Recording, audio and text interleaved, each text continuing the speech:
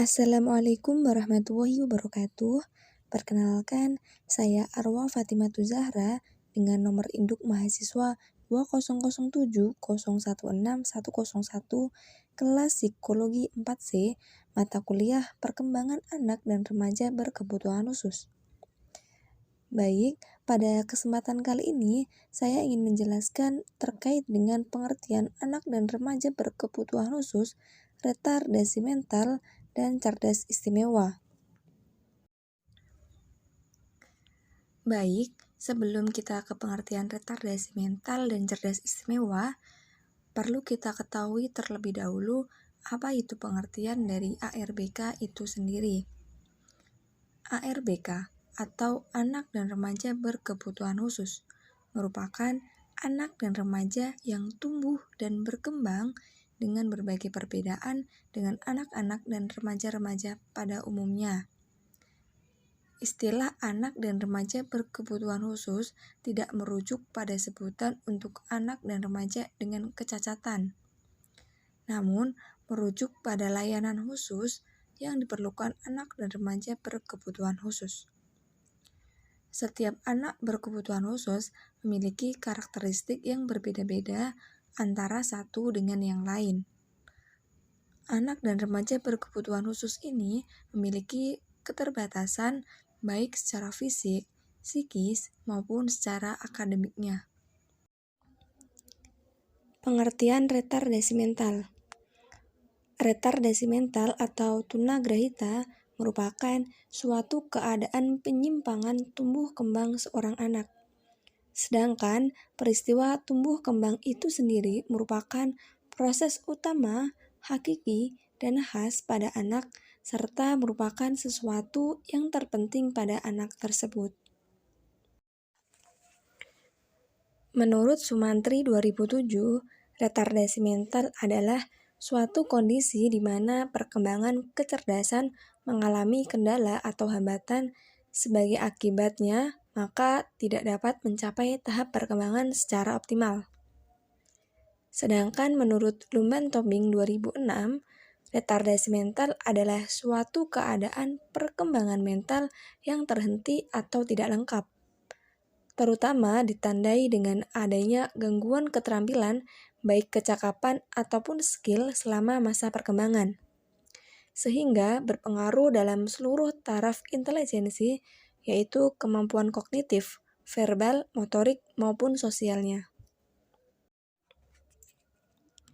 American Association on Mental Deficiency mengemukakan definisi retardasi mental yang kemudian direvisi oleh Rick Heber pada tahun 1961 sebagai suatu penurunan fungsi intelektual secara menyeluruh yang terjadi pada masa perkembangan dan dihubungkan dengan gangguan adaptasi sosial.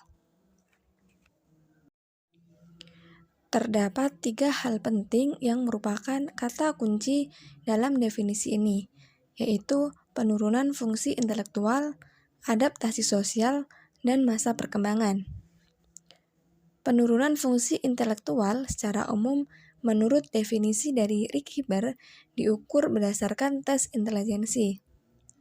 Periode perkembangan mental menurut definisi ini adalah mulai dari lahir sampai umur 16 tahun. Gangguan adaptasi sosial dalam definisi ini dihubungkan dengan adanya penurunan fungsi intelektual. Menurut definisi ini, tidak ada kriteria bahwa retardasi mental tidak dapat diperbaiki. Pada tahun 1973 melalui Manual on Terminology and Classification in Mental Retardation, Grossman merevisi definisi Heber tersebut.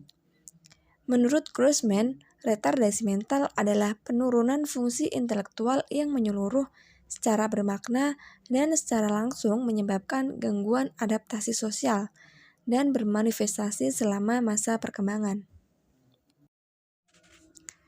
Pengertian cerdas istimewa.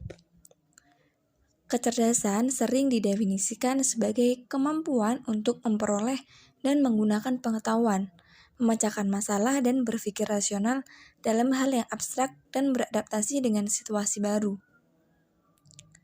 Anak cerdas istimewa adalah anak yang memiliki kemampuan intelektual tinggi serta menunjukkan kecakapan khusus yang bidangnya berbeda-beda antara anak satu dengan anak yang lain secara menonjol.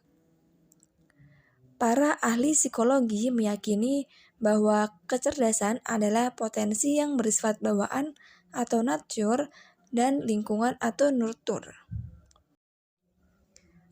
Menurut Muich, De Hoop, dan Jansen menjelaskan bahwa anak cerdas istimewa usia dini menunjukkan perkembangan fisik dan psikis yang lebih maju daripada teman sebayanya.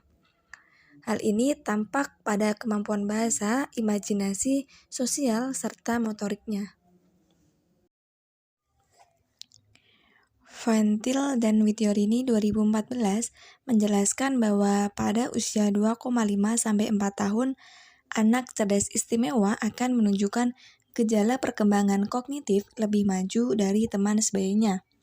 Di antaranya, memiliki perhatian yang luas terhadap lingkungan sekitarnya, senang terhadap segala bentuk benda, suka terhadap huruf yang membuatnya mampu membaca dengan caranya sendiri, menyukai angka sehingga senang berhitung, dapat menggambar 3 dimensi, senang bermain puzzle. Van Til dan Wittiorini 2014 juga menjelaskan bahwa pada aspek kepribadian, anak cerdas istimewa dapat mengembangkan perilakunya, yaitu menjadi anak yang sangat mandiri, tidak senang dicampuri urusannya, serta tidak bisa untuk didikte, bersifat keras kepala, menginginkan segala sesuatu dengan cara yang cepat, atau harus sekarang juga. Jika ingin mendapatkan sesuatu yang diinginkan, tidak mudah berputus asa. Pribadi yang perfeksionis atau melakukan segala sesuatu dengan sangat mendetail, serta memiliki tingkat konsentrasi yang tinggi. Pada saat anak cerdas istimewa memasuki usia 4-6 tahun, maka akan terjadi lompatan pada perkembangannya yang ditandai dengan belajar membaca serta berhitung secara mandiri, memiliki konsentrasi serta ketahanan kerja yang tinggi, senang dalam hal belajar, mempunyai daya ingat yang sangat kuat, bersifat perfeksionis, berkepribadian yang energik, yaitu banyak bergerak, sangat senang belajar sehingga belajar dianggap sesuatu yang mudah, memiliki pengelolaan bahasa yang sangat baik, pribadi yang mandiri, serta mampu mengerjakan tugas secara kompleks. Beberapa anak cerdas istimewa usia dini memiliki perkembangan yang tertinggal dari teman sebayanya, terutama pada kemampuan bahasa, emosi, dan juga sosial. Kecerdasan ini akan mulai terlihat pada periode perkembangan selanjutnya. Fenomena ini disebut the late bloomer menurut Silverman 2002. Sehingga identifikasi anak cerdas istimewa pada usia dini sangat memerlukan kecermatan tingkat tinggi. Hal ini sangat penting untuk memetakan, membantu menyelesaikan masalah, serta mengoptimalkan pendidikan. Baik, demikian penjelasan materi mengenai pengertian ARBK, retardasi mental dan cerdas istimewa yang dapat saya sampaikan. Mohon maaf apabila dalam penyampaian terdapat kesalahan maupun perkataan yang kurang berkenan. Cukup sekian dari saya. Terima kasih atas perhatiannya. Wassalamualaikum warahmatullahi wabarakatuh.